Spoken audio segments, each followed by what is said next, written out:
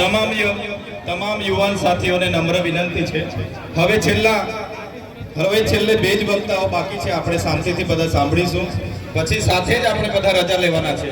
અમે પણ અહીંયા જ છે, અમે પણ કલાક 2 કલાક લાગશે, તમને બધાને મળીને જ જવાના છે, કોઈએ ઉતાવળ કરવાની જરૂર નથી, પણ બધા શાંતિ જાળવો. 2 કલાક લાગશે તો પણ અમે તમને મળીને જઈશું. બધા શાંતિથી પોતપોતાની જગ્યા પર બેસો, વ્યવસ્થા જળવાય. અને આપણા ખૂબ સારા વક્તાઓ છે, એમને આપણે બધાએ સાંભળવાના છે.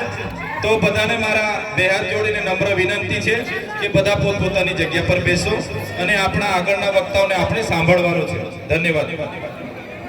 આપણે સૌ આદિવાસી સમાજના છે અને આદિવાસી સમાજમાં આપણા આગેવાનો, આપણા સાથીઓ કે એટલે આપણે બધાએ માનવાનું છે.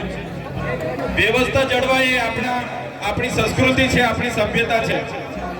વ્યવસ્થા જાળવવી એ આદિવાસી સમાજની સભ્યતા છે, એટલે આપણે વ્યવસ્થા જાળવવામાં બધાએ સહયોગ આપવાનો છે. ધન્યવાદ.